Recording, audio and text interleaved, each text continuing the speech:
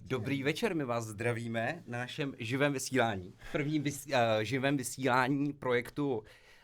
Počkej, my musíme udělat jako ten překlenovací most, takže my jsme ještě projekt Mikeš, nenech se napálit. Ano. Ale dnes se překladem takovým pomyslným mosty, to taky na to dojde řada, k projektu Hodné koťátko, o čemž si něco řekneme. Vlastne dnešok je informácia pre vás ako darcov, aby sme vlastne opäť boli všetci on board, lebo ten projekt hľadal tú svoju podobu a hľadali ju nejaký čas. Dobre, takže ideme na prezentáciu.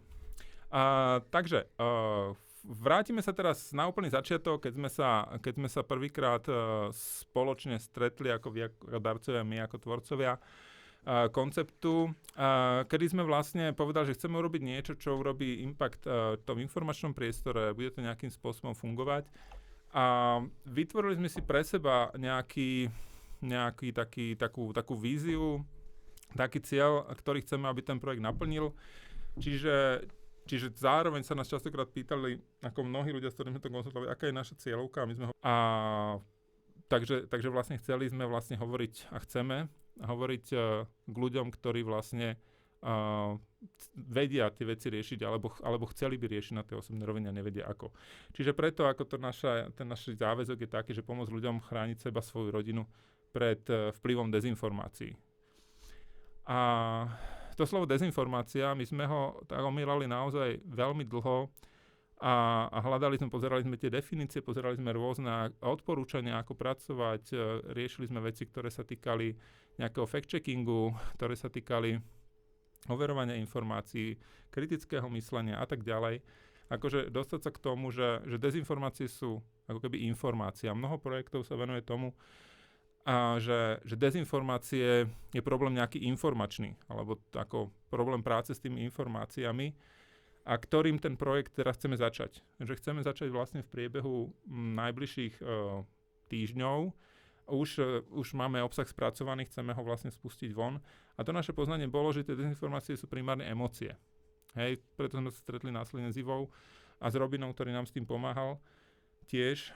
V tých ďalších týždňoch je pomôcť ľuďom zistiť to, že ak chcú nejakým spôsobom povedzme bojovať s dezinformáciami, alebo skôr by som povedal chrániť ľudí pred vplyvom dezinformácií, ten boj sa nám ako keby trochu sprotivil to slovo, tak sa musí zaoberať tou emočnou stránkou tých informácií.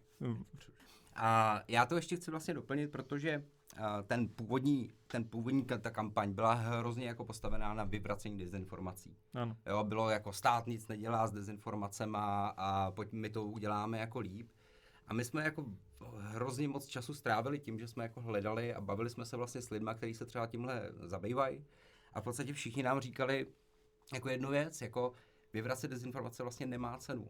Jo, to prostě my jsme všichni v podstatě vyhořený, protože není ten efekt jako dostatečný té naší práce, protože prostě lidi, kteří chtějí věřit dezinformacím, tak jim prostě chtějí věřit. A to není jako vůbec jednoduchý nějakým jako jednou kampaní, aby si úplně jako přerovnali všechny věci ve svém životě. A jak tady říká Dodo, že dezinformace jsou emoce, tak my jsme se začali soustředit na úplně jako vlastně jinou stránku, a to je to, že jsme začali hledat lidi, kterým je vlastně z toho špatně. Jo, protože jediný lidi, který jako my dokážeme oslovit, tak se kterýma můžeme nějakým způsobem pracovat, jsou lidi, kteří prostě se cítí špatně v té situaci, v jaký jsou. A ta je často způsobená internetem, dezinformacemi, hádkama v rodině, to, že prostě strejda se nebaví s dětma a podobnýma jakoby věcma. A proto se ten projekt vlastně jako posunul od toho jako vyvracení a racionalizace a Ukrajina je nejlepší a Rusko je zlý, na něco, co je mnohem jakoby víc ne o dezinformacích, ale o nějaký polarizaci a o nějakým snižování polarizace ve společnosti. Tomu sa ešte dostaneme. A v podstate vlastne táto cesta k tým emóciám nás potom spojila s Ivou, pretože my sme si to tak mysleli, že tak je. A vlastne potom akože dôležité bolo to stretnutie pre mňa, že Iva nám povedala, že vlastne úplne sa nemýlime a že by mohlo byť niečo na tom. Akože, ak chceš povedať tomu nejakú vetu, alebo... Ivo, proč se nemýlíme? Dobre si to povedal. Jako, když jste přišli, tak jsem neměla dojem, že máte nějaký základ. Ale budíš. Já jsem tam nebyl ještě, to byl jenom Dudo. Budíš, mi to přišlo smysluplný, protože to vyvracení nepravd nebo dezinformací a tak, ta argumentace, která zatím je a která stojí strašně moc práce, i když AI už to může dělat a tak, dají se zapojit nějaký další stroje, tak nepřináší to prostě ovoce, protože je to právě především o emocích. No. A i ta víra v to, že já tomu chci věřit, je prostě především o tom postavená na tom, že já chci být součástí nějakého společenství, který budu sdílet a který bude tomu věřit se mnou, který mě podrží a tak dále. Jo. Proto je taky těžký z toho strašně vyklouznout nebo získat nadhled nebo odstup nebo tak něco. Takže jako mně ta cesta přes ty emoce přijde smysluplná, vlastně srozumitelná, jo? Že by to prostě mohlo trošku aspoň fungovat a když to nebude fungovat, tak aspoň se líp vyznáme ve svých vlastních emocích a ve svých prožitcích, což zase není nějaká jakoby velká práce navíc, která by byla nesmyslná a vyhozený čas a vyhozený peníze a vyhozený snažení a tak dále, ale že je to věc, při který můžeme růst jako bez ohledu na to, jestli je tahle cesta smysluplnější než vyvracení faktů. Mm-hmm. Hej, díky. No my sme vlastne po tomto, ako sme sa stretli, rozprávali s Ivou, teda, že ten pohľad nie je úplne zlý a potom vlastne dajú sa nás ešte iné zdroje, ktoré o tomto hovoria. Tak my sme sa akože s Jurom rozhodovali, či naozaj opustiť tú pôvodnú líniu toho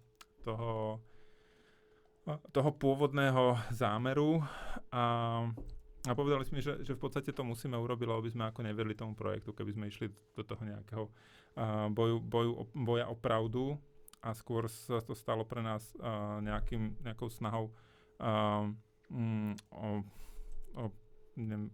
postaviť sa za ľudí, alebo keď takto poviem, hej, že preto je to inak.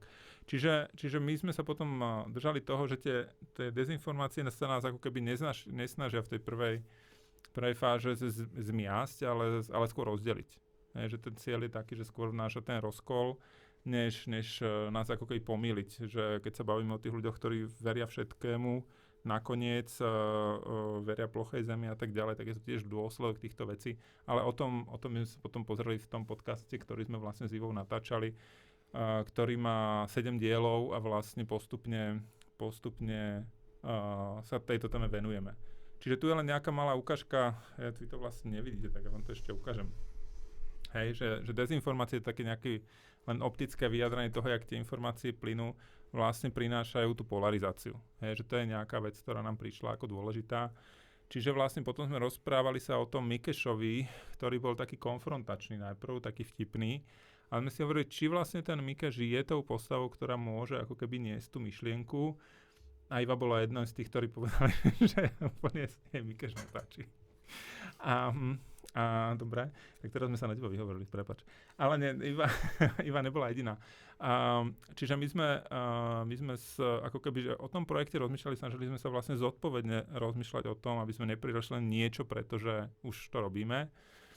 Takže sme si povedali, že OK, tá téma je polarizácia a vlastne celé by to malo byť skôr o tom, že akým spôsobom tú polarizáciu nejakým spôsobom zmierňovať. Čiže to je nejaká druhá rovina toho. Teraz tu sú ako keby nejaké základné emócie. Dobre, Iva to zvládla a nevynadala mi, že či existuje nejaké základné. Ale vychádzam zhruba nejakých pár emócií, ktoré vidíte povedzme na Facebooku, v tých emojis a tak, ktorá je nejaká škála od tých veselých cez od nejakej veselosti, prekvapenia, strachu, smútku, zhnusenia. A vlastne, keď hovoríme o tých emóciách a dezinformáciách, tak častokrát tam dominujú veci, ktoré sú hnevom a zhnusením. A strach. A strachom ešte. A vlastne neskôr povedali sme si, že možno pre ľudí to bude nové, takže my sa to budeme snažiť vysvetliť viac. Teraz sa tomu nebudeme venovať, berte to ako taký akože teaser na tú prácu, ktorú sme urobili, ale vlastne chceme hovoriť o tom, čo tie emócie vlastne prinášajú negatívne, môžem to slovo použiť? Dobre, Iva je dneska veľkorysá. Musí byť. Keď to iba tak... Ja sa nudím, tak jedu. Keď nejsem si vo jednej miestnosti, tak hovorím o mnoho odvážnejšie o tých emóciách, hej. takto som hodne sa cítim pod kontrolou. Čiže v podstate náš projekt bol taký, že by sme vlastne mohli prinášať okrem iného takú, že primárne nejakú pozitívnu emóciu, na ktorej sa chceme viesť. Že to bola naša úvaha, prečo vlastne ako keby menej pracovať s Mikešom ako jednou postavou, ktorú sme si nechali medzičasom aj nakresliť, ale vám to nebudem ukazovať, lebo to vyzerá veľmi pekne, tak som nechcel, aby ste to videli, lebo by sa vám to páčilo. Ale nepoužijeme to. A vlastne prišiel projekt, ktorý sme nazvali teraz a voláme ho teraz Hodné koťátko. Hodné koťátko je krehké, ale je odvážne. A rátame s tým, že bude aj zlobivé koťátko, ale v prvej vrne bude to hodné koťátko, ktoré vlastne sa stáva ako keby pre nás tou tvárou toho, ako chceme komunikovať ďalej. Čiže to hodné koťátko vzniklo s takou komunikáciou s Jurom, kedy mne zrušili účet na Twitteri s tým, že ohrozujem komunitu. Hej, nenapísal som tam asi jeden agresívny komentár za celý čas, ale Twitter sa tak rozhodol a tak sme vtedy s Jurom si hovorili, že asi by som musel byť len hodné koťátko, aby ma tam nechali. Tak sme si vlastne povedali, OK, tak my budeme hodné koťátko. Čiže toto je pre nás zmena, ktorá ako ten projekt sa transformoval a myslíme si, že to môže byť vec, ktorá môže naozaj byť hodnotná a nás začala hodne baviť, začali sme tomu hodne veriť v tom, že by sme vlastne radi šírili skôr pozitívne veci, ktoré budú na podporu ľudí. A samozrejme, že tie témy, o ktorých vlastne sme sa bavili už na začiatku, ako je Ukrajina a tak ďalej, tie pretrvávajú v tom, a to potom by sme poprosil Robina, že by sme si k tomu za chvíľku dostali. Ale vlastne nechceme to stavať len na tých témach, ale skôr nad tým, čo je nad tými témami. Čo je za tým. Hej? Čiže témam ako Ukrajina a tak ďalej plánujeme, že sa objavia v tých našich projektoch, ale budú skôr ilustráciou toho, ako tie veci fungujú. Než že by to bolo nejaká ambícia zvrátiť myslenie ľudí nejakou prvoplánovým spôsobom. Čiže my sme sa bavili o tom, že ďalej by sme sa venovali skôr tomu, že nebudeme ako keby smutní z toho, že niekto na nás útočí, cieľene a tak ďalej. To je proste ich job. Hej, to sme si povedali, že nech je to akákoľvek strana, ani není treba ju menovať, tie strany môžu byť rôzne. Tak sme si povedali, že nebudeme riešiť to, prečo to robia. V princípe je to pochopiteľné, pokiaľ mám chuť ako keby ovládnuť nejaké územie, že sa správam proste drsne a je mi ľahostajné, ako tí ľudia to vnímajú. Ale to, čo vlastne my by sme robili, je to, že skôr pomáhal ľuďom, aby sa vedeli brániť. Čiže ten projekt ako keby dlhodobo chceme viesť týmto smerom. A to je vlastne ako keby vec, ktorá tiež sa udiala za tie mesiace, že sme sa rozhodli, že vlastne z takého nejakého jednorazového projektu by sme radi robili vec, ktorá je trvalá. Alebo minimálne dlhodobá. A tá trvalo závisí od tom, či bude mať ďalej ten projekt podporu.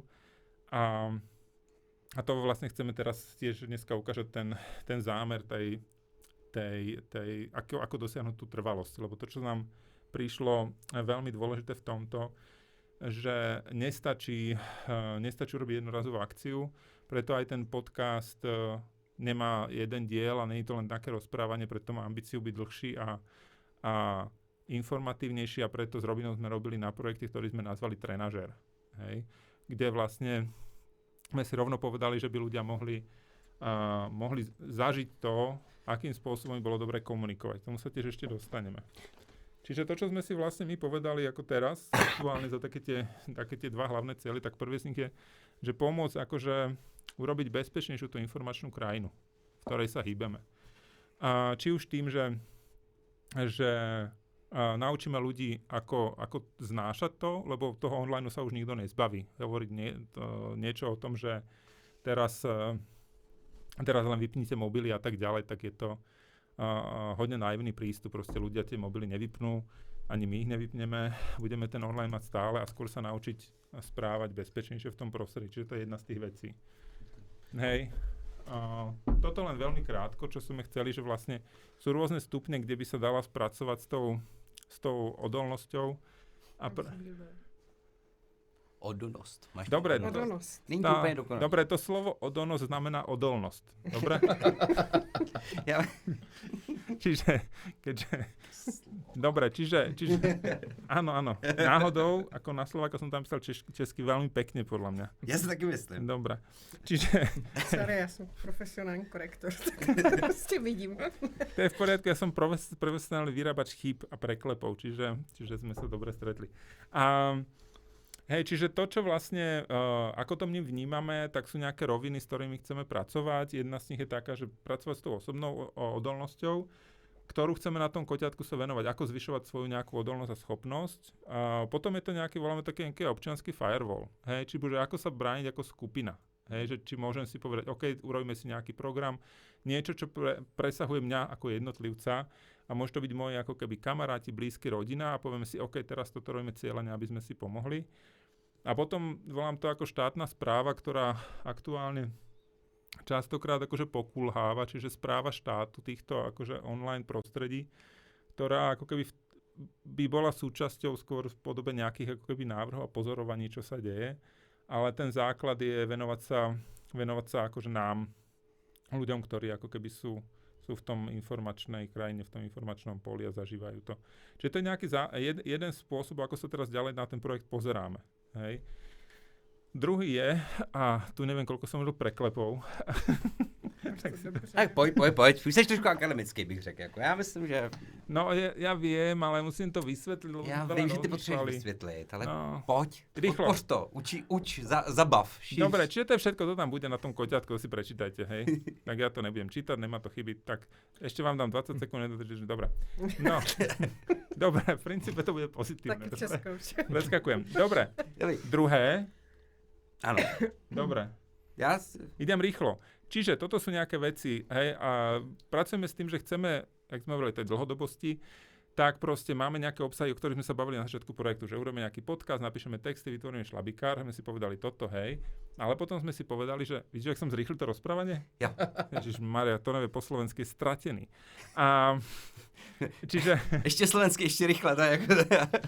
Čiže toto je nejaká nová schéma, s ktorou pracujeme. Čiže máme nejaké videá, texty a tak ďalej. Všetky sme to tak dali dokopy a plus sme to prepojili sociálnymi sieťami a vytvorili sme médium.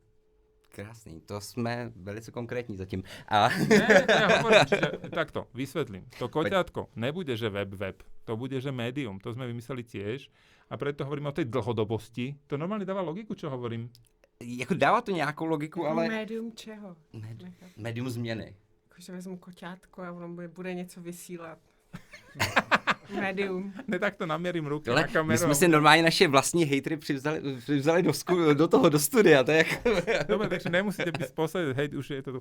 Nie, médium ako je... Ty jsi to všechno vystříhal, všechny ty moje. Ne, to tam máš všechno nechaný samozřejmě. A dobrý přítel má být hejter, takže podle mě to je všechno v pořádku. Nie, toto je myslené médium ako nejaké spravodajské médium. Ano.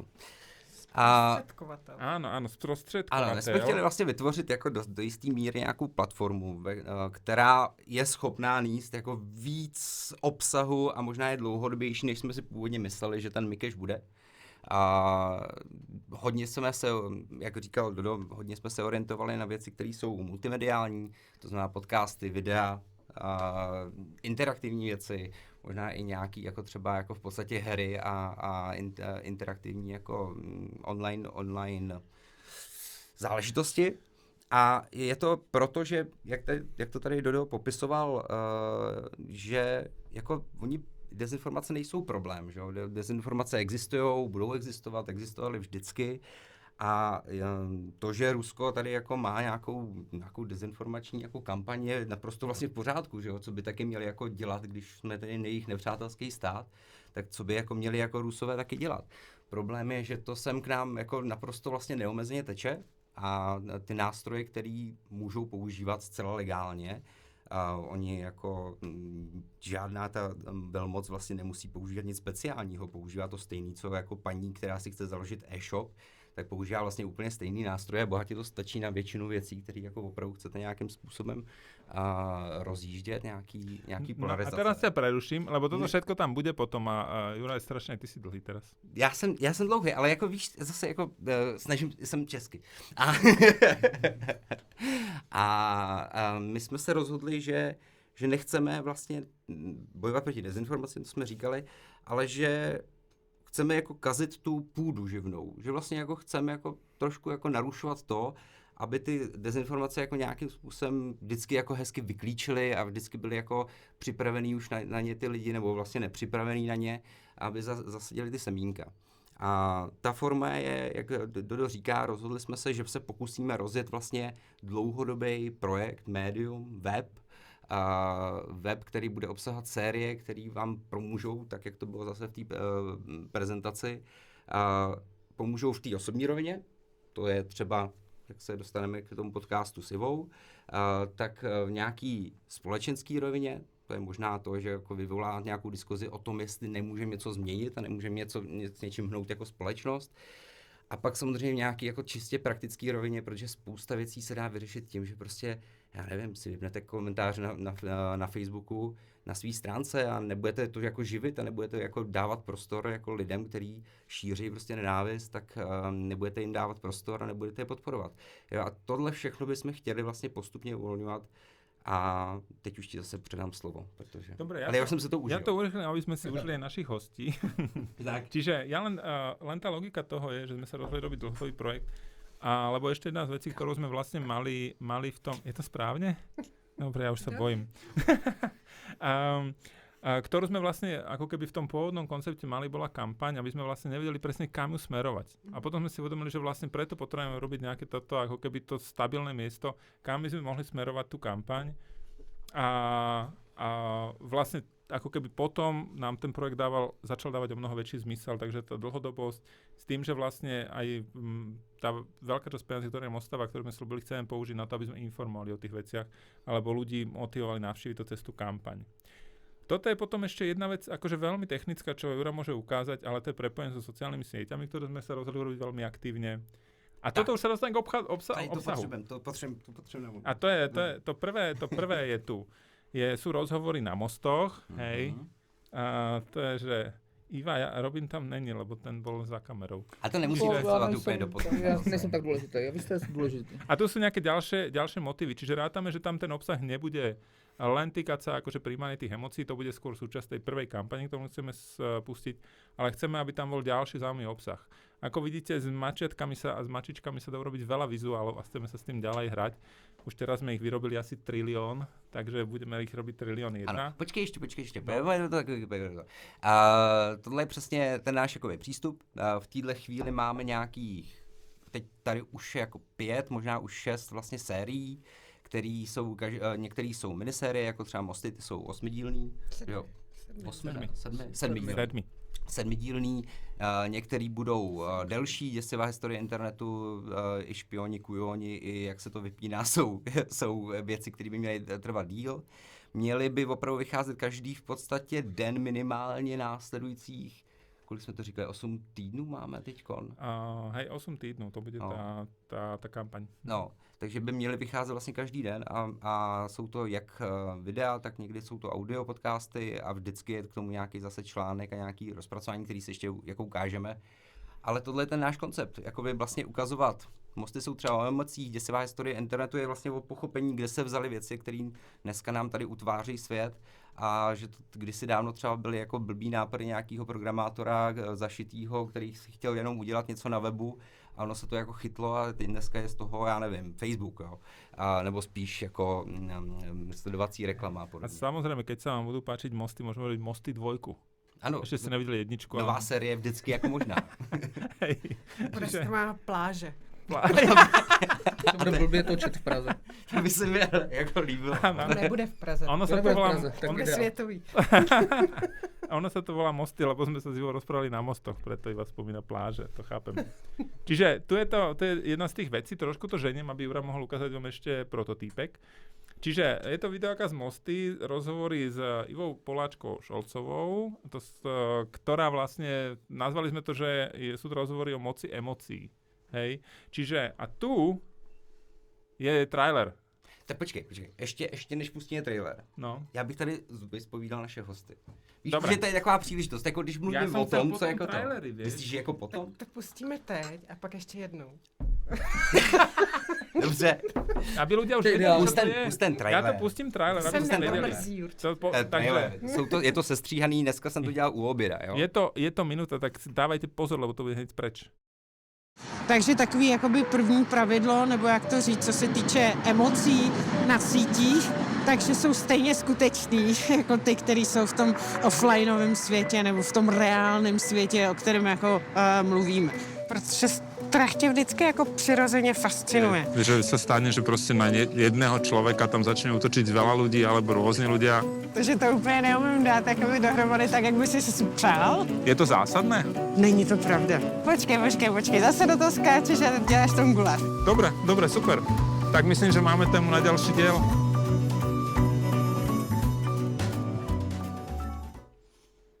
Tak to je ono. Tak tu sme sa rozprávali a teda, ak pôsobím v tom traileri, že som hlúpy, tak to budete vidieť vo všetkých 7 dieloch ako moc. Takže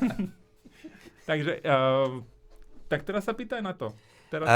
Já se jdu ptát, jenom se tam jsme. Dobře. Klid, A- dýchej. Jsme existenciální krize. Já jsem velice nervózní z té prezentace. Jak jste viděli, tak ten dramatický záměr, že jste na mostech, symbolizuje to něco? Robine, ty jsi jako ten člověk jako Tak to kreativní. bylo zadaný, že to bude na mostu, ale pochopil jsem to asi tak, že mosty zbližujou a že jako cílem je ty lidi spíš zbližovat, než zase jako asi rozhádávat, že jo, to dělají ostatní, tak myslím, že i vás dodem měli spíš jiný, no. Je to tak, jako na pokročilou symboliku, jako není nám to cizí. Hele, Je to mystika. A zároveň Iva mala prosbu, že by sme nemuseli sedieť takto v štúdiu, až mohli by sme byť niekde akože v pohybe, čiže ocenila... Protože u těch emocí prostě hraje kontext obrovskou roli a prostě je důležitý i to, že zažíváme něco jako mimo sítě, takže ten kontext vlastně sdílíme nějakým způsobem, jo. Takže mně přišlo jako důležité, aby tam hráli lidi, aby se tam motali lidi, aby se vyhejbali lidi, aby my jsme se vyhejbali lidem a tak dále. A ty mosty jsou prostě opravdu jako něco, co to rozdělené město spojuje, jo. Takže je to i určitá symbolika a A já si myslím, že vám to pěkně šlo, že vlastně jako v tom nějakým přirozeným prostředí, kterým každý prochází, tak jste si tak jako nenásilně povídali o věcech, které často mě překvapovaly a přišly mě jako docela dost zajímavý vlastně, když jsem to mohl poslouchat a potom stříhat. Takže si myslím, že si tam člověk může opravdu poslechnout něco, co třeba ho zaujme a bude o tom moct jakoby přemýšlet tady nad rámec toho podcastu. Jo. Hele, a Ivo, proč ty jsi do toho vlastně šla, jakoby, když ti to jde jako takhle jako navrch, co jsi chtěla sdělit? Jako, víš, jako, protože, hele, jako o emocích, ještě v kontextu jako nějakého sklidňování. Já třeba jako jsem prošel nějakým nezbytným omezením svých emocí, protože jsem vzteklej. Ale jako to téma je hrozně jako, že to skoro jako nikdo jako ve veřejné debatě moc neřeší. Jak to zvládat, jako, že emoce jsou nějaká věc, se kterou musíš jako pracovat, nebo že to není úplně občas jednoduchý a že já nevím, strach je tak někdy taky užitečný, nebo vztek je taky někdy užitečný, někdy taky ne. Jak by mě zajímalo, jako, proč ty si chtěla jako vlastně udělat podcast, 7dílný podcast s Dodem. Já vím, že s Dodem, to chápu, ale jako, co byl ten? Je hrozně super, že jsi odpověděl si na 12 otázek, který jsi položil. Já dělám takový... Jako s tebou by ty rozhovory byly taky fajn, jako v těch mostech.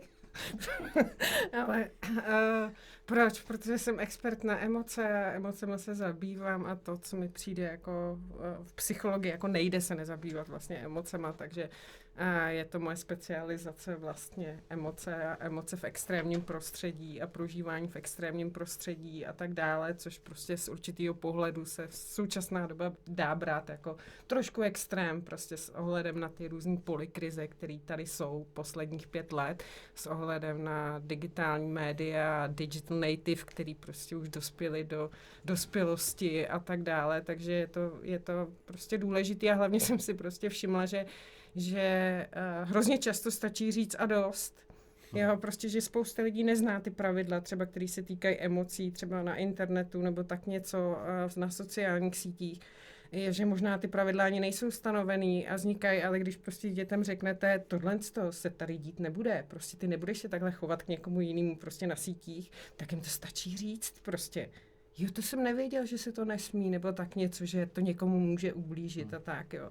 Že prostě fakt je to o tom přijetí té zodpovědnosti za to, že si jako uklidím baráku, uklidím si kolem sebe prostě a jako ten prostor opravdu jako vyčistím a nějakým způsobem ho zabezpečím, jo. Prostě i pro svoje děti, i pro jejich blízký a tak, no, takže hele, a prostě z toho pohledu jako vlastně, no, z toho pohledu nějakého duševního zdraví, a hodně se o tom mluví, že děti jsou teď nešťastnější kvůli internetu, nebo jakože společnost je všeobecně nešťastnější. Je to něco, co je jako už jako vědecký problém, nebo je to třeba je to srovnatelné s nějakým jiným obdobím, nebo jsme úplně v jiných číslech, než jsme kdy historicky byli? Úplně někde jinde, každá doba je jako fakt neporovnatelná, jo. A prostě my jsme jako dali prostor vlastně dětem, aby byli na sítích, aby byli na internetu, protože jsme nevěděli, že jim to jako může ublížit vlastně, jo. Že brali jsme to jako jejich soukromý prostor, přece si jim do toho nebudeme jako cpát, jo. To, že dítě najdeme jako opilý ve 12 letech, tak tam jako intervenujeme, jo. Ale aby jsme vzali jako jeho telefon a koukli si, co v těch 12 letech jako vyvádí, jo, prostě, tak to nám přijde jako zásah do nějakého jejich soukromí nebo tak něco a je to samozřejmě nesmysl, jo, prostě, takže jako je jedno, jak se na ty v uvozovkách důkazy o tom, že dělá něco nepravýho, jako přijde, ale prostě nechci, aby mi doma vyrůstalo dítě, který šikanuje okolo a který je prostě totálně jako dehonestační na sítích a tak dále. Jenom kvůli tomu, že mu neřeknu, hele, tohle ne, prostě. A dost, jako. Jo, my možná máme vzpomínky jako z dětství, kdy nám rodiče něco takhle zatrhli a my jsme přišli, jo, prostě jako s tím, že jako tohle je bezvadný, jako podíl, jakou hezkou písničku jsem se naučila o Hitlerovi nebo něco takového, o holokaustu, si pamatuju, že prostě kolovali na těch základkách, jako jo, furt a prostě rodiče nám většinou jako by řekli, no to ne, prostě. Jako sklapni, tohle zpívat nebudeš, to je odporná písnička, umřelo spousta lidí a tak dál. A my jsme to jako nevěděli, že je to jako problém, jo. Prostě a stejný je to s těma dětma jakoby teďko, jo. Oni prostě nevědí, že je to problém. Jo, a pokud prostě se o to jako dospělí nepostarají, protože k tomu přišli jak slepý k houslím, tak to bude problém ještě větší, jo. Takže kolikrát stačí říct dost, což jsem si uvědomila hodně v období jako covidu, kdy prostě jako děcka nemluvili o svých emocích, protože nechtěli zneklidňovat své rodiče, jo, prostě. Jeden z takových těch leitmotivů, který v tom podcastu lidi jako dost rychle rozpoznají, je něco, co možná je jako překvapivý, a vlastně pro mě to asi bylo překvapivý, že vlastně pro ten náš mozek jako není žádný rozdíl mezi tím, když se hádáme tady s nějakým internetovým trolem, nebo když se hádáme prostě tamhle se sousedem, že jako ty světy jsou srovnatelný. Co vlastně jako, jak nám to jako škodí, nebo jak to člověku může škodit? Co se ti jako může stát, když si na to nedáš bacha? Jako víš co, jo, to, že prostě se pohádáš s někým na sítích, někdo je na tebe jako fakt hnusnej, způsobí ti nějaký zranění, proti kterým se neumíš bránit, tak tím, že vypneš ten komp, tak ono to jako nezmizí, jo. To neodnese ten tvůj avatar, prostě, za kterým tam jako vystupuješ, nebo ta tvoje jmenovka, nebo fotka, prostě, se kterou tam seš. To si prostě jako neseš dál a samozřejmě to má vliv na to, jako, protože ty to nějak musíš zpracovat, musíš s tím mít jakoby nějakým způsobem to dá projevit, zregulovat, pracovat s tím, prostě nějakým způsobem to zprocesovat. Jinak jako vlastně potlačit, že se něco takového stalo, tak jako můžeš, pokud jsi splachovací, ale on ti to jako může způsobit trauma v podstatě, aniž by si nějak jako zaregistroval, že je to trauma, jo. Ono prostě jako spousta z těch věcí, které se dějou, tak my máme dojem, že třeba trauma musí být fakt jako něco obrovského, jo. Něco prostě jako fakt, že se stane jako něco velkého. Ale kolikrát to může být fakt jakoby jedna věta, kterou ti někdo jako pošle a napíše ti jako, hele, ty na to nemáš, ty se sem vůbec jako necpi. Jo, prostě jsi chudák tamhle, jako já nevím co. Jo, a teď vás se to jako nějakým způsobem dotkne a prostě pak z toho můžete být jako opravdu trauma a ty lidi z toho trauma mají. Jo, prostě kolikrát z toho, co se jim stalo jako na sítích a tak. Takže prostě má to obrovský vliv. Jo, prostě tím, že zaklapneme počítač nebo prostě dáme si tam letadlo prostě v telefonu, tak to neznamená, že to jako skončilo, jo, prostě v těle a tak dále, že se k tomu nebudeme vracet, jo. Navíc ta stopa na tom, jako to, že se porafu se sousedem, tak o tom bude vědět soused, já, možná pár jako přihlížejících, kteří se k tomu přimotali, ale tady o tom může vědět jako kdokoliv, jako to je stopa, která se jakoby nesmaže, jo. Ja, ono je pre mňa dôležité ako to, čo som vlastne v priebehu času zistil, že sa netýka len detí, že to sa týka naozaj dospelých, akože rovnako podobne, to je dobrá veta.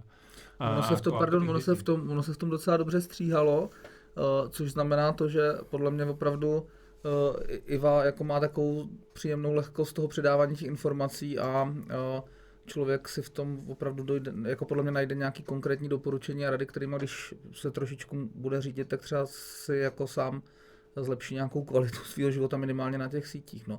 Bylo to vlastně docela dobrý natáčení, myslím, že to je takový lehký a i ta forma tomu odpovídá a přišlo mě to opravdu celou dobu zajímavý, no, to poslouchat.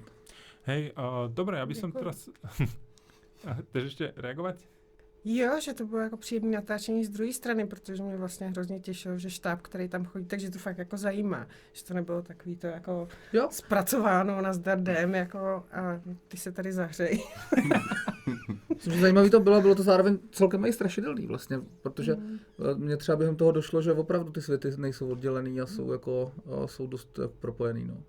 A pouštím do nich svoje děti už teď, takže je to zajímavé. Hej. Ja aj pre mňa to bolo príjemné, teda musím díky moc vám obom. Jsme si takzvaně, to nevím, jestli se může říct, takzvaně pohonili do kříže teďka. Ale mě nikdo nepohonil, ale... Ešte bude tvoj čas, nebo sa. Dobre, ja by som teraz ešte pokročil k ďalšej veci, ktorú chceme, a kvôli ktorej tu aj Robin ešte, a to je ďalšia vec, ktorou sme vlastne pracovali v predošlých mesiacoch, a to je trenažér, a ktorý by mal vlastne nám pomáhať rozprávať sa, keď si nerozumieme. S Ivo sme sa bavili o tom, že tie emócie sú dôležité, ale tie emócie vlastne nám môžu brániť ako byť spolu v kontakte. Napríklad to neporozumenie a tak ďalej. Čiže ja by som teraz pustil tiež taký ako keby ukážku z tej práce, ktorú sme mali, a potom by som ťa nechal akože o tom zase povedať niečo. O tom trenažéri, ktorý vlastne tá téma, ktorú teraz akože otvárame s Ivou, vlastne nemá byť pre nás tá posledná, alebo posledný krát, kedy sa tomu chceme venovať, ale vlastne snažíme sa robiť niečo povedzme praktické. A tým je práve ten trenažér. Tak ja len teraz... Já bych možná ještě k tomu dodala, jak se slyšet, jo. Aha, dobré. Jo, že prostě to jako nestačí jako mluvit, ale prostě musíš slyšet, co ten druhý jakoby říká. Jo, že to, že otvírá pusu, nestačí. Jo, že prostě to slyšení je tam strašně jakoby důležitý. Jo, že... Hej. Takže vlastne tam ešte chýba dve slova, jak se slyšet. Mluvit a jak se slyšet. Jak spolu slyšet. Dobre, jak spolu slyšet. Dobre, takže toto si opravím v tej prezentácii opäť. A pustíme len krátku ukážku. Hej, to som si len sem dal, že tie informácie ako také sú častokrát hlavne tými emóciami, tak jak v texte môžeme dať emoji, tak to isté sa odohráva v tom jazyku. Tak to je len taká, akože som si neodpustil. Dobre, čiže tuto ukážeme vám takú ukážku, čo už Robin natočil, čo máme natočenú, to je hádka, akú ju možno poznáme. Já vám říkám, že je to jeho právo. Krucinál, je to jeho právo. Ukrajina byla vždycky jeho. Krym byl vždycky jejich. Jsou tam stejně samí Rusové. Tak jim to kurva měli nechat a byl klid. Hej, čiže toto je vlastne ukážka niečoho, čo vlastne Robin natočil s hercami, asi môžeš povedať kľudne viac potom aj k tomu. Toto je zase taký teaser k tomu trenažéru. Hej, čiže co k tomu mám říct? Je to asi udělaný tak, že jsou to nějaké situace, které všichni známe, protože bohužel asi ty dezinformace přerostly do toho, že to každý v rodině nějakým způsobem už jakoby zažil. No. Tak tohle je nějaká modelová rodinná oslava, na které prostě se může stát v poslední dobou opravdu cokoliv. No. Jako. Hej, že ono aj toto je kúsok z tej hádky, on to začína tak mierne, ako tým rozhovorom, ktorý potom vrcholí tou hádkou takého toho vzájomného neporozumenia si, alebo nepočúvania sa. Hej. Čiže tá naša ambícia je ako ponúknuť v tom projekte ďalej, alebo v tom projekte, ak toho chystáme teraz, a ponúknuť tú možnosť hľadať v tom riešenia, lebo častokrát keď sme s tom projektu venovali, tak mnoho ľudí sa nám ozvalo, že hej, poznám ten problém, ten človek, alebo tá protistrana, môj otec, syn, brat, sestra, manžel, manželka, veria vecam, ktoré sú úplne absurdné a proste mňa len napadne poslať ich do prdele. Hej, keď to takto poviem. A vlastne v tomto chceme hovoriť o tom skôr, ako tých ľudí možno neposielať do prdele. Čiže no. Já jsem tam vlastně chtěl, jako ten trenažér, ten bude vycházet později, my ještě hledáme nějakou jako úplně technickou formu a jmenuje se tu trenažér, to jsme možná ani úplně neřekli, protože vy si tam jako interaktivně můžete teda volit scénář toho, jak ten příběh pokračuje, jestli jako zvolíte konflikt nebo naopak něco jako co toho člověka deeskalaci. A my jsme si vlastně jako jeden z těch motivů jako celého toho projektu. A to je taky možná proč jako to my opravdu chceme, aby to používali lidi, který jako nejsou s náma třeba jako názorově nějak jako spojení. My chceme, aby to bylo opravdu pro lidi, kteří jako nechtějí být v těchto situacích a je úplně jedno, jaký mají názory, jaký mají politické přesvědčení. Proto to koťátko je hodné koťátko a není to něco ostřejšího. A vlastně ten trenažer má jako jednoduchou věc, jako chceš mít vztahy anebo pravdu. Jo, potřebuješ ty být ten, kdo vyhraje tu diskuzi, nebo chceš si zachovat nějaký vztahy s těma lidma a možná díky tomu, že si zachováš ten vztah, tak si postupně můžete hledat nějaký jako v budoucnu, protože lidi mění názory pořád, že jo, tak můžete v budoucnu jako třeba dojít něčemu, kde se nebudete jako takhle do sebe narážet. No. Tam těch příběhů je víc. Popsal bys je trošku? Tak tam jsou nějaký modelové situace, to vycházelo ze scénářů, který napsal Dodo, takže tam moje role nebyla nějak velká, jenom se podařilo najít celkem šikovný herce, který velmi rádi do toho vstoupili, protože samozřejmě opravdu i oni, jako každý, ty situace zná, protože ta doba poslední dobou je taková, že v každé rodině se najde prostě nějaký příbuzný, kterýho jsme měli rádi a už jakoby se na nějakých elementárních věcech neshodneme. Já mám taky strejdu, který teďka rád mluví o chemtrails, jako jo. To je to úplně vlastně bizarní.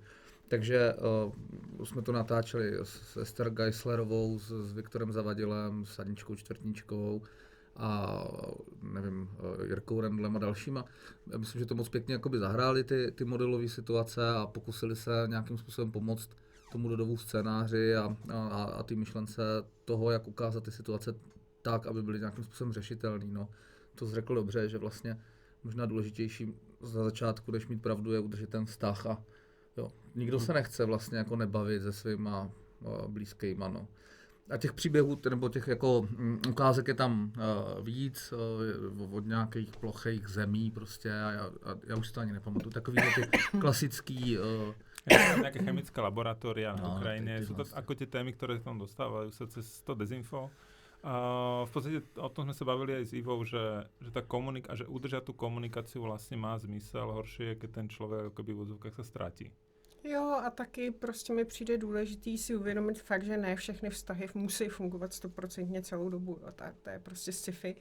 A že si můžu dát jako pauzu od vztahu s někým, když to fakt jako neunáším a ubližuje mi to, ale neměl bych rezignovat na to, že se pokusím vrátit. Jo, že prostě, že v uvozovkách nespálem ten most. Jako definitivně, že prostě může být za 4 roky úplně jiná písnička, úplně jako jiný věci, na kterých se velmi, velmi shodneme, jo, prostě a tohle, jo, že to je taky takový jako důležitý si vlastně uvědomit, že když to teďko nejde, tak to neznamená, že to nepůjde za pár let, za pár měsíců, za pár dní, jako, jo, že to je taky jakoby důležitý, že to člověk nemá vzdávat prostě v tom, aby to zkoušel a zkoušel ty vztahy jako znova navázat Ako my si vlastne uvedomujeme, jak je to ťažké, čiže sme ani nechceli opäť urobiť také, že tu máte jeden návod, ktorý sa k tomu vraciame a budeme sa k tomu vraciať ďalej, lebo aj keď sa bavíme s ľuďmi, tak presne to, čo hovoríš ty, že vlastne to sa nepodarí hneď, ale len vďaka tomu, že komunikujeme, sa to môže podariť niekedy. Že keď sa tá komunikácia úplne stratí, tak sa to o to menej má šancu niekedy podariť. A najhoršie, keď ten človek sa stratí a začne nachádzať oporu vyslovene, ako aj tú sociálnu podporu. Tak ľudí, asi když jako někdo najde místo rodiny jako alternativu prostě v nějakým dezinformačním webu, tak to je vlastně vítězství jako ty protistrany kompletní, ne? Áno, taký nejaký, alebo taký ten digitálny kult, alebo akýkoľvek, akože taký kultu sa podobajúce spoločenstvo, no. Čo vlastne vytvárajú tie dezinformácie. Mně se líbilo něco, co mi řekl někdo v Bratislavě kdysi před rokem asi.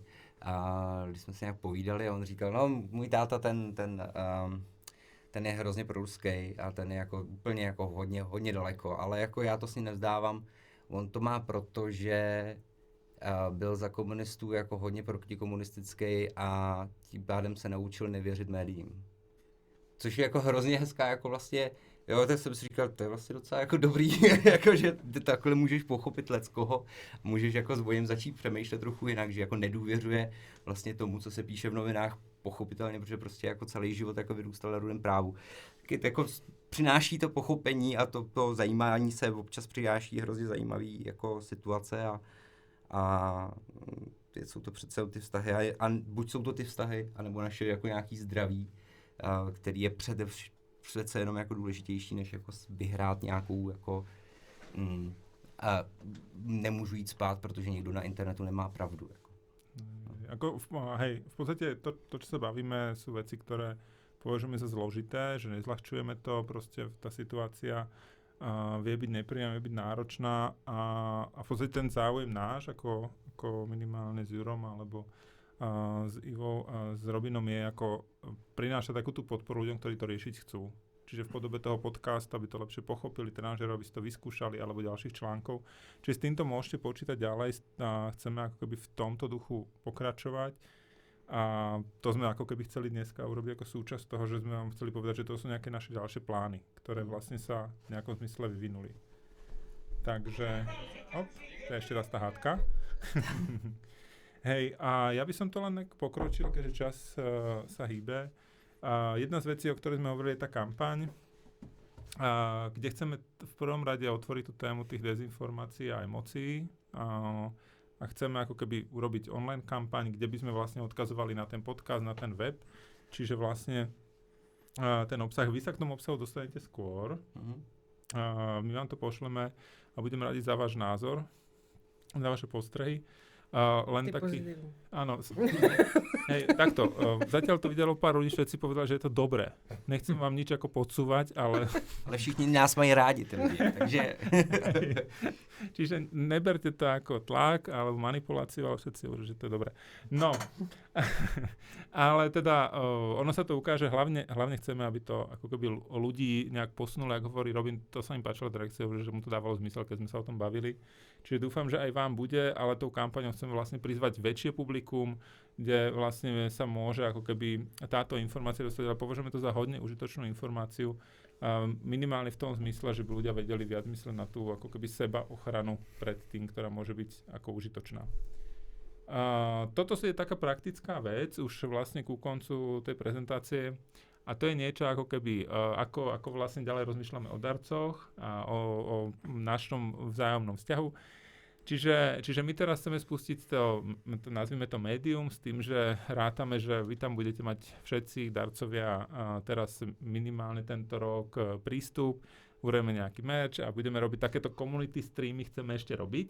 Já to pak upřesním, ale pokračuj. Áno, tak to upřesním teraz. Dobře, zadarmo na jeden rok, za předpokladu, že až nám dojdou peníze, tak než nám dojdou peníze, tak seženeme další, že to vydržíme jeden rok, že to nepůjde úplně do ztracena. Koťátko bude určitě zdarma jako celkově, jo, jako ten obsah bude zdarma.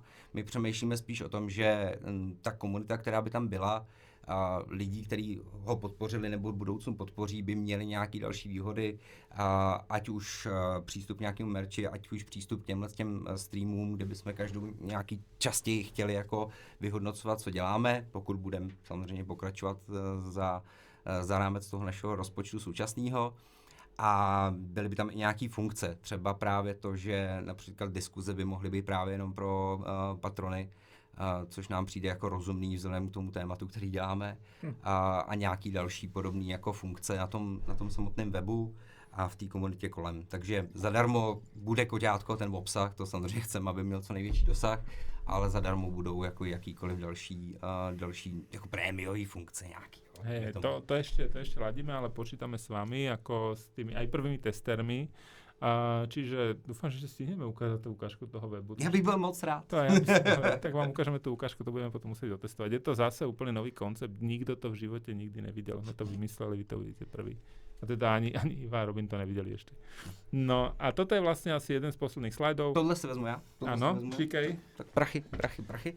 A protože musím dohlížet na rozpočet a je to velice zábavné, tak vás jenom provedu tím, kolik jsme zatím utratili a za co. A odměny na Donio, tak to bylo samozřejmě odměny, které jsme museli nějakým způsobem vyrobit. Vyrobili jsme je v nějakém větším nákladu, takže budou ještě koupit, jak šátky, tak hrníčky, tak trička, které jsme, myslím, tyhle 3 věci jsme vyráběli. Tak to je jedna položka. Kybertabu, tak to je jako story, který bych se asi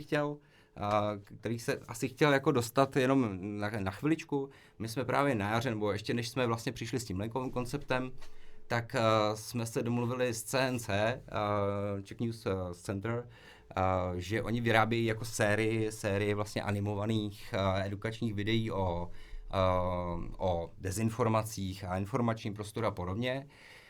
A my jsme jako řekli, no tak to je ale vlastně jako super, tak to pojďme udělat nějakým způsobem společně, tak my to podpoříme to kampaní, podpoříme to nějakýma penězma. Tady vidíte, je to nějakých 172 000 jsme do toho vložili z té kampaně a bude mít obsah a bude to vlastně, jako mohlo by to být jako zajímavý. No a vzniklo něco, co vlastně je super zpracovaný, je krásně ilustrovaný, je to vlastně jako fakt profesionální dobrá práce, on to stálo strašně moc peněz, ten náš příspěvek je jako kapka v tom. A jako ten výstup, jako vlastně všechno je dobrý, ale nikoho to nezajímá. Jo, jako není to moc prostě... tak já to preberám. Není to ten nejvirálnější seriál, který jako najdete na YouTube, jo. A samozřejmě to funguje dál jako nějaký materiál a my ho zpracujeme, děláme z něj podklady a vlastně ho rozstříháme, rozřežeme, protože to jsme nějak jako domluvený už z tehdy. A vlastně tohle ten náraz do té jako reality toho, jako jak je těžký vlastně něco takového dělat, tak nás donutil jako i ke změně toho konceptu. A když se koukne na ten zbytek toho rozpočtu, tak je tam produkce mostů, 7dílná, je tam produkce trenažérů, která byla jako velká, i když se vlastně, je to tak, že se vlastně honorářů se vzdali, jako i částečně. Ne, dostali ale nějaký malinký. Nějaký malinký, úplně symbolický honorář, jo, tak proto oni je to to všichni ale dělali opravdu smysl, jakoby rádi, protože myslím, že je řada, tak mezi těma hercema obzvláště řada lidí, kteří na tyhle věci jako chtějí nějakým způsobem participovat, protože to prostě se jich to nějakým způsobem dotýká a mají důvod. No, takže jako tohle, vzhledem k tomu, kolik se toho materiálu tam vzniklo a co se s ním jako dá teď dělat, tak si myslím, že si ho ještě užijem. Vývoj a produkce, ostatní náklady. Celkem jsme teda zatím utratili 981 000 a na tu kampaň a na ten provoz a na další nápady, který už máme jako rozpracovaný, nás bývá 1 100 000, něco přes. A to teď chceme použít do poslední koruny na to, aby jsme to dostali koťátko co nejdál. Máš tam ještě něco? Já myslím, že jsme na konci. Jsme na konci. Takže já teď změním židli. Ano. Dodo, prochoď se se mnou. Dobré.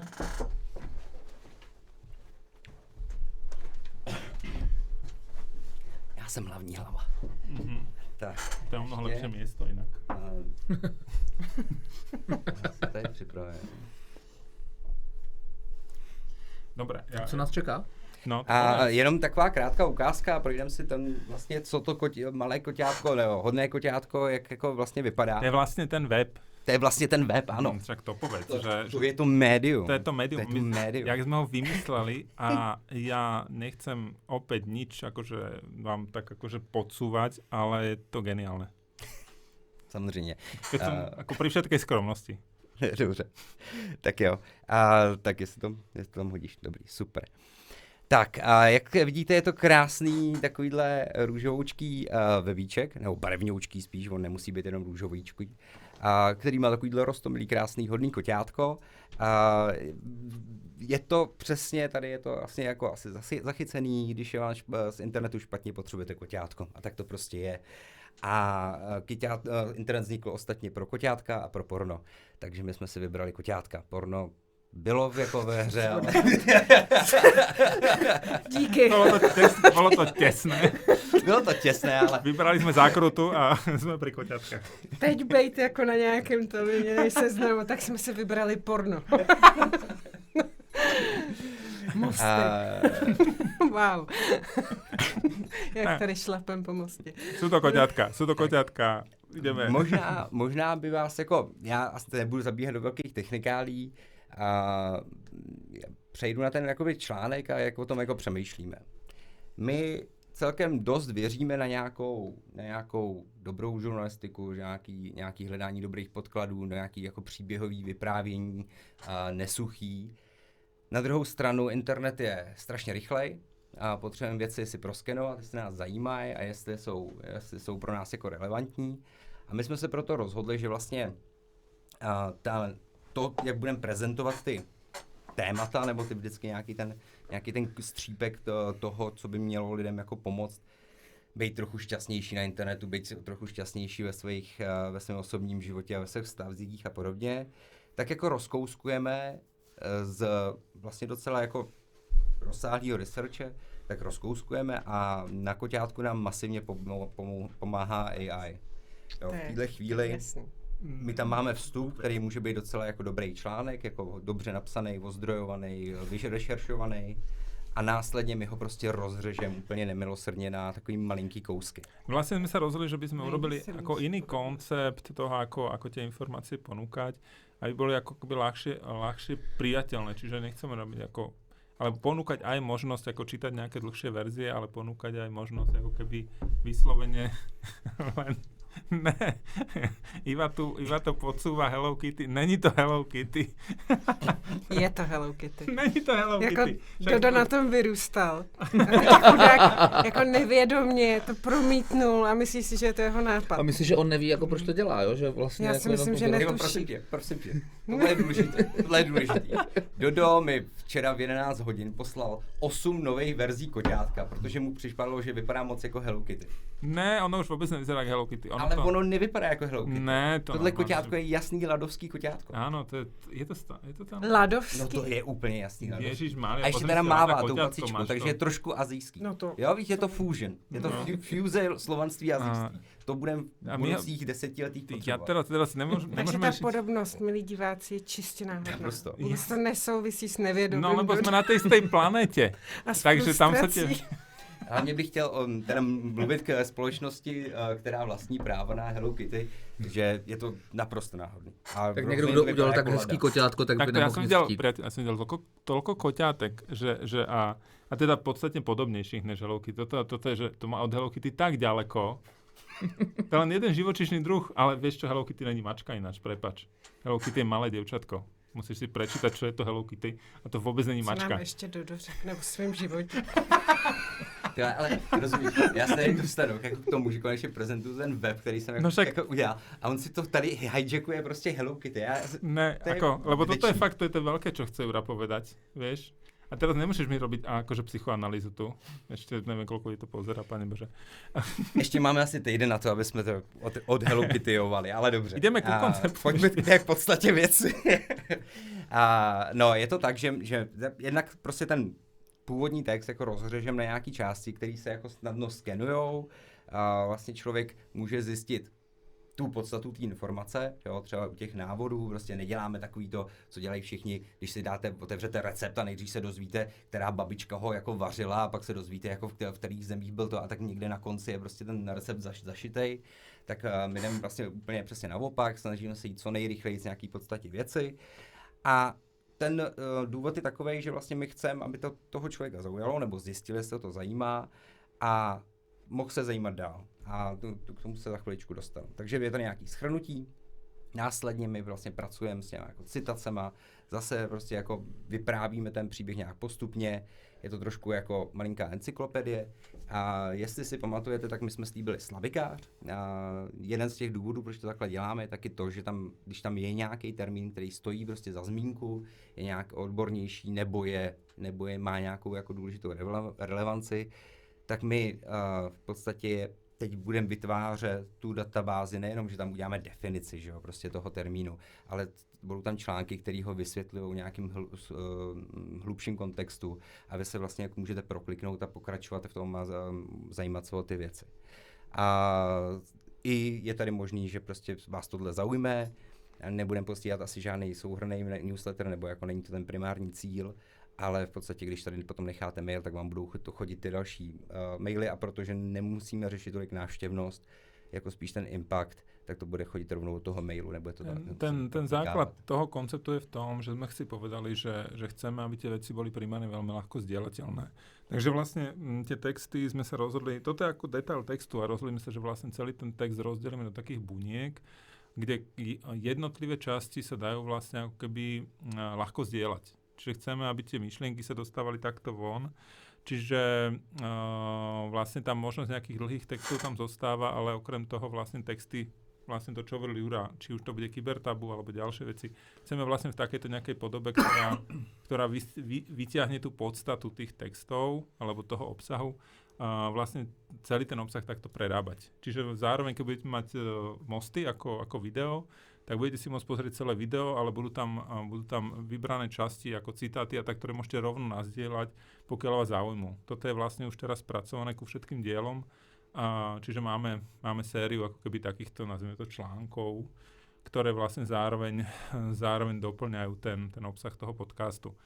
Tak to je jako nějaký koncept, s kterým pracujeme na webe. Ještě říkáš podcasty, my to, tam je ještě ten aspekt, že vlastně zatím pořád zůstává ten jako větší článek. To znamená, my občas budeme třeba spolupracovat i nějakýma třeba bychom chtěli s nějakými zajímavými autorama. Ty napíšu vlastně velký článek, my ho takhle rozkrájíme, ale pokud toho člověka tím skenováním vlastně jako zaujme, tak tady je vždycky je vlastně k dispozici audioverze, občas je k dispozici videoverze, je i ten původní článek na přepnutí jako k dispozici a ty audioverze posloucháte audiosumář ze série. Asi jako neuslyšíte, protože nám lidi říkali, že tam je nějaký problém. Seriál o lidech a povětšinou dobře míněných nápadech, které udělali z internetu strašné místo.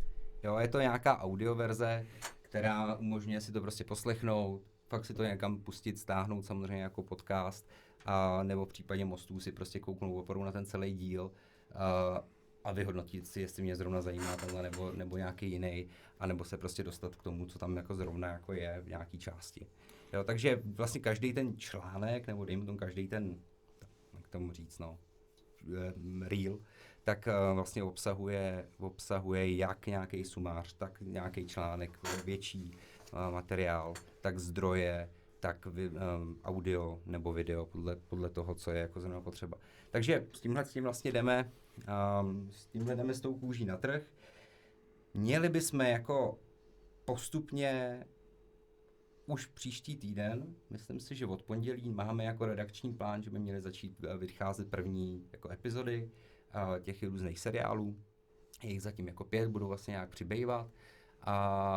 A některé věci už tam budou jako vlastně v archivu Kybertabu, už tam bude jako zpětně.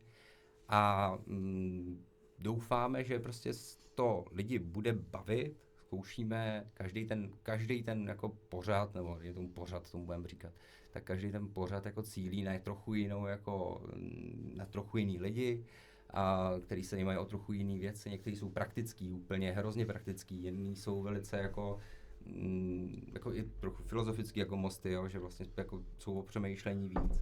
Takže zkusíme prostě tohle a pustit do té kampaně.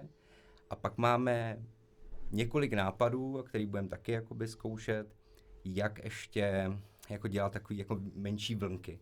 A to se budete rozvíjet jako postupně, a to budeme nějak zase jako o tom informovat. A je to samozřejmě trošku náročnější a uvidíme, jak nám to půjde. Každopádně začíná teď období koťátka a my uvidíme, jestli ho přežijeme, nebo nás to úplně zničí. Ale zatím žijeme. Ne, zatiaľ nás to teraz začalo stále viac baviť a chceme vlastne, aby tá téma, ktorá je zložitá, mala veľkú rovinu také ako keby, že zábavnosti, keď tak poviem. Že aby sa to príjemne čítalo, nechcem robiť nejaké zložité texty, chceme naozaj, aby si prečítal, to je fajn, toto by som niekomu ukázal, pretože si myslíme, že o tých témach mnohých sa ako keby málo teraz hovorí, tak sme chceli uľahčiť ľuďom tie témy zdieľať. Že myslíme si, že to musí byť taká akože komunitnejší projekt. Čiže v tomto do toho vstupujeme, aby to nebolo proste niečo ťažké, čiže preto som použil to slovo médium, lebo to vnímame tak, že bude to nejaký taký informačný nástroj. Ono možno teraz teoreticky to strašne zle pochopiť, my sme v tom s Jurom strašne hlboko, chápete, čo hovoríme? Ne. Já? Dobre. Ne, já myslím, že to nějaký smysl dává, ale tam. je vidět, že je zatím hodně práce, no. Dobre, čiže ja som si skoro myslel... taková blbost. Ne, ja myslím, že sme sa akože s Jurom dostali trošku rabbit hole, že my vieme, o čom hovoríme, inak skoro nikto. Čiže určite to dostanete na test, všetci. Ať už je to cokoliv, otestujte tam. Je to koncept, ktorému my osobne celkom veríme, tak uvidíme, čomu vlastne veríme my. A uvidíme, či sa takto dá použiť, akože médium. Takže vlastne to bude niečo ľahko zdieľané, s ľahko dostupnými informáciami, aby to učenie sa nebolo akože náročné a zložité. Takže to je ako keby taká nejaká posledná časť toho, čo sme chceli ukázať. Takú tú faktickú podobu, s ktorou sa budete stretať. A to je asi za nás akože všetko. Hej. Asi je to za nás všechno. Mm-hmm. Máme krásný čas. Trošku malinko jsme přetáhli. Koľko je? 21:11. To nie je také zlé. Je to zlé? 11 minút. Dobre, ja myslím, že to nie je úplne strašné. A nejsem si tím jistý, že začátek nebyl streamovaný, ale to zjistím až. Jsou tam nějaký dotazy? Právě, jo. Komentáře? Tady spíš komentáře. A hodně jsi jsou o sliboval. tom, že nám nefungoval zvuk. To není Ale dobrý. jenom trailerů naštěstí. Takže se nikdo na nic neptá. Dobre, ale máme to nahraté, že celé? Dobre, takže my vám to pošleme potom. A tie časti, ktoré sú hodne technické, jak ten záver, tak si pustíte viackrát. No, tohle je samozřejmě nějaký pohled za kulisy, který asi nikdy jinde jako sdílet nebudeme. Prostě my jdeme na trh s tím obsahem a občas budeme se samozřejmě pokoušet to sdělení samozřejmě budeme zachovávat, ale nebudeme se asi tolik. Hej, toto je naozaj, berte to ako vysielanie pre ľudí, ktorí náš projekt podporili a považujem za dôležité, aby ste vedeli vlastne, aby ste s nami boli vlastne na tej istej lodi. A dúfam, že vás to bude baviť, dostanete to ako prvý. Čoskoro k rukám. Takže tak. Přesně tak. Tak ja vám ďakujem Ive, ďakujem Robinovi. My děkujeme za pozvání. Je to tak? My sme radi, že ste prišli. A tak díky za pozeranie. A těšíme se příští týden, snad už v pondělí, na Koťátko, jinak ten web se bude postupně jako rozšiřovat, z začátku bude hrozně jednoduchý. A jak se ten web jmenuje? Koťátko.org. Koťátko. Já jenom to nezaznělo, ne? Jo, Tak to je jako pravda. tam zveš To je lidi dobrý. prostě Je na celkem to. konstruktivní takový připomínka. jako Tohle jsou prostě- lidi, kteří se proklikli na web Koťátko.org a koukají na stream, takže snad jako... No ale tak To ne, byste to to taky musíš mohli povedať, nazvat áno. úplně jinak. Áno, to ne. Vy To- jste to- tak to jako no. kreativní, že Máme asi 50 domen, který jsme si museli rozhodovat. všechny budou obsazený, jo? To jsou super schopní. My sme tak trošku, keď sme rozmýšľali, tak si hovorím, že aj toto musíme kúpiť. Hej, sme teraz hrdí majiteľia množstva domén, Ano. v ktorých sa objaví slovo koťátko. Takže není to koťat.co. To jsme nekoupili, ty vole. Ježišmarja. Prosím vás, nekupujte nám to. To už niekto kúpil. No nič. Tak díky za pozeranie a budeme vás ďalej informovať a už teda dostanete hotové produkty. Myslím, že teším, že máme hotové tie 2 produkty, ako je podcast a ako je trenažer, tak dúfam, že sa vám budú páčiť tieto veci a tie články. Budete vlastne jedni z prvých ľudí, ktorí to uvidia a prví testery, takže spätná väzba super. Posielajte Ano, i ta negativní, prosím vás. Jurovi. Jo, formuje nás to krásně. A my se s váma samozřejmě umíme velice jako nekonfliktně a deeskalačně bavit, takže Když si pustíš ty mosty, tak tam zjistíš, jak se s tím vyrovnat vlastně. Přesně tak. Ale já jsem v tomhle zanovej už dávno. Jako. Hej. Dobre, tak díky moc a myslím, že môžeme končiť teda. Tak jo, děkujem. Díky. Mějte se krásně. Ďakujem. Děkujeme. Děkuji.